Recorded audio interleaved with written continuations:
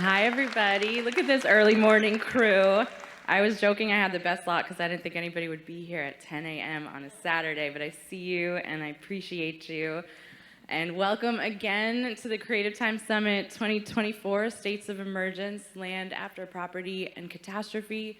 I'm Diya Vij. I'm the curator of Creative Time, and I've had the privilege of organizing this iteration of the summit with the brilliant curatorial team, Anna Harshani and Gervais Marsh. And as the summit returns after 5 years, I've been reflecting with peers and colleagues on the impact of the summit and on all of us. I went to one of the first ones, actually it was the second one, in 2011 as a young, emerging art worker at the Queen's Museum, witnessing the mix of presenters, artists in collaboration or conversation with activists, scientists, lawyers, educators, philosophers, farmers, community organizers, etc., etc., completely transformed what I thought was possible within the art world, because these artists insisted that art can never be disentangled from the rest of the world. In fact, they grounded me in our collective responsibility to engage. I want to recognize Nato Thompson and Sally Swed and so many other past Creative Time staff members like Natasha Logan and Jean Cooney for building this container and generously advising me on ways to hold it.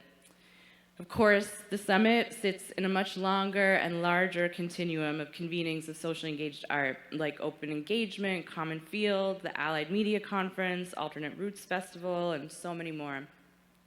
Sadly, many, not all, of these have since sunsetted. But in these spaces, we listen to artists and activists negotiating the complexities of working with systems of power while refusing them. Is that even possible? We heard dissident artists share their work to expose government surveillance and in response be silenced, threatened, imprisoned. We learned about artists working with children and elders, fighting for their right to housing, to gun-free schools and bomb-free neighborhoods, to cultivate healthy soil, to grow healthy foods, and so on and so on. What I gained from these spaces was the generative potential of gathering in principled community. This ever-growing community of artists and practitioners has taught me time and time again what it looks like to courageously pursue life work that insists on finding and telling the truth, no matter the personal consequences. This community opened my eyes to the possibility of building other worlds, of creating care practices and alternative ways to support each other, even when the conditions seem unimaginable, like rising fascism or genocide. I hope that the generative potential of this gathering, amidst a climate of censorship, including record-high book bannings, the repeal of affirmative action, and support for the liberation of Palestine, maybe here we can reaffirm that it is still possible to uplift and support this kind of political work. This, among many other reasons, is why I'm so grateful to be with all of you this weekend. I want to acknowledge that the summit takes place in New York City on the occupied lands of Lenape-Hoking, the homelands of the Lenape.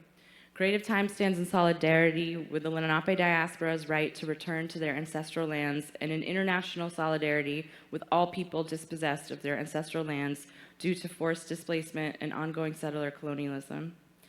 I want to acknowledge that the summit takes place as we witness unconscionable devastation happening across the world, including the Congo, Lebanon, Palestine, Sudan, Ukraine, and many, many places we will never witness. States of Emergence, Land After Property and Catastrophe grounds in these realities and brings together an interdisciplinary group of artists and thinkers to consider that the redress of land is the way out of the seemingly endless loop of crisis. Pandemics, catastrophic floods and fires and temperatures, disastrous elections, state-funded genocide, rent that is unaffordable, land that is uninhabitable, mass disabling conflicts, explosive pagers, surveilled borders, and massacres over $2.90.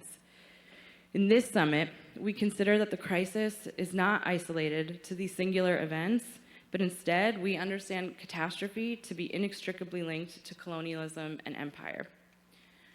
To imagine beyond catastrophe requires the capacity to believe in the impermanence of empire and to collectively create a world beyond this one through our everyday actions and practices. At its core, socially engaged art seeks to redistribute power and resources. It requires a dedication to learn and to honor the specificities of a place. And in line with this, the projects and ideas presented in the summit negotiate borders, insert roadblocks to land theft, find paths to land redistribution, interrogate land management, put forth tactics towards reparation and sovereignty, and reimagine relationships between communities and land. We're so lucky to be joined by such an incredible international group of speakers. The presentations are linked by three main themes: land rights, borders and statelessness, and formations for living beyond property. The schedule isn't divided by theme because there are so many fruitful and explicit connections and links and subtle divergences between projects across geographies for us to find. The presentations are short, and our musicians will help keep us on time. And most will focus on one project, often rooted in community, that seeks material transformation towards land justice.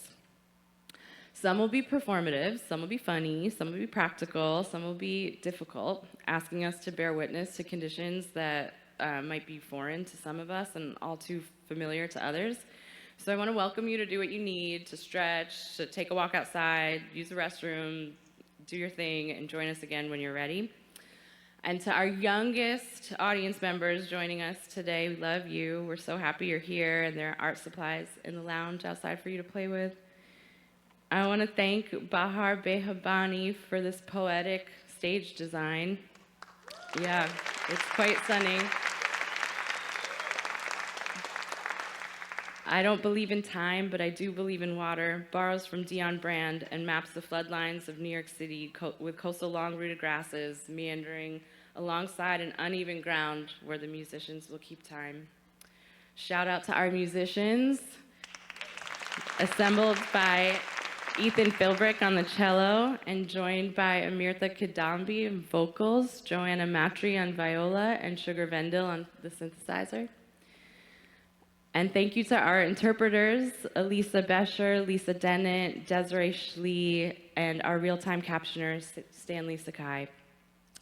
And of course, today is just day one, so please join us tonight at the after party at Sugar Hill Supper Club with a surprise secret performance. And then be sure to register for one of our amazing plenary sessions tomorrow. And lastly, we'll end with an opening celebration. Cosmologyscape, a creative time commissioned by Alicia B. Wormsley and Kite, is a generous and poetic invitation to dream our futures into being. And please feel free to head over to Cosmologyscape at any point during today or the weekend. It's just outside of BAM on Ashland Plaza. And we invite you to, rest, get some quiet time, catch a breath, maybe take a nap over there. We love napping and resting here. The projects and ideas presented in the summit emerge from an ongoing state of emergency. And we, the organizers, offer this gathering as a state of emergence. All right, y'all ready? Okay. Please welcome one of the loves of my life, and probably yours too, our MC for the day, Morgan Bassicus.